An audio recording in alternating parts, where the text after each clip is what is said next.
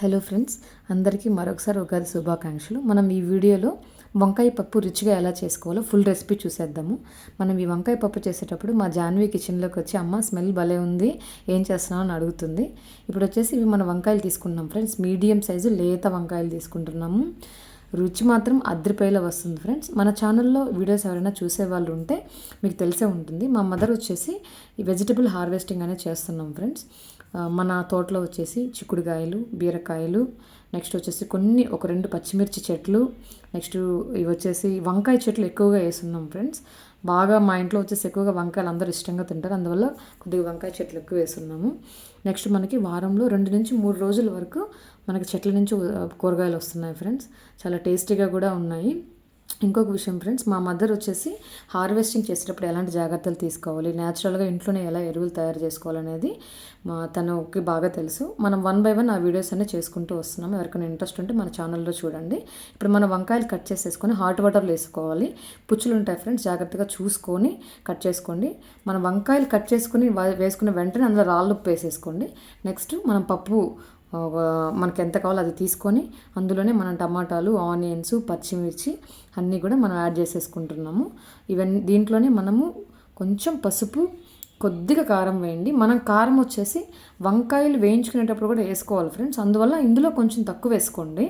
ఇప్పుడు వచ్చేసి మనం ఇవన్నీ వేసేసుకున్న తర్వాత మూత పెట్టేసుకొని కుక్కర్ హై ఫ్లేమ్లో 4 విజిల్స్, మీడియం ఫ్లేమ్లో 1 విజిల్ రావాలి ఫ్రెండ్స్. అప్పుడు మనకి పప్పు బాగా మెదిగిపోతుంది. నెక్స్ట్ దింపేసుకొని బాగా పప్పు గుత్తితో వెనిపేసుకొని మనం ఇప్పుడు పోపు వేసేసుకుందాము.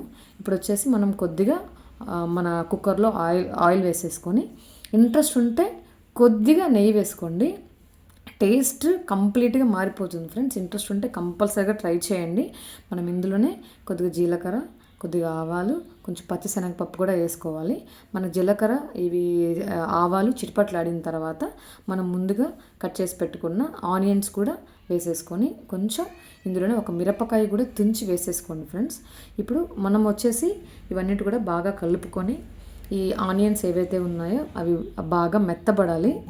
పప్పులోకి మాత్రం కొంచెం వేగితేనే బాగుంటాయి ఫ్రెండ్స్ ఆనియన్స్. తర్వాత మనం ఇలా రెడ్డిష్గా వచ్చేసిన తర్వాత మనం అందులోనే కొంచెం కరివేపాకు వేసుకొని తర్వాత మనం కట్ చేసి పెట్టుకున్న వంకాయలు వేసుకొని బాగా కలుపుకోండి.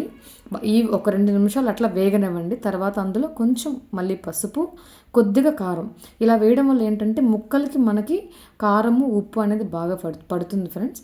వంకాయ ముక్కలు బాగా టేస్టీగా అనిపిస్తాయి. సో మనము దాన్ని లో ఫ్లేమ్లో పెట్టేసుకొని వంకాయలు కొంచెం మగ్గేంత వరకు పెట్టుకోవాలి. నెక్స్ట్ వచ్చేసి మనం ముందుగా వెనిపి పెట్టుకున్న పప్పుచారు కూడా అందులో పోసేసుకున్న తర్వాత బాగా కలుపుకోండి. మీకు ఏదైనా వాటర్ యాడ్ చేసేయాలనుకుంటే కొద్దిగా యాడ్ చేసుకోండి.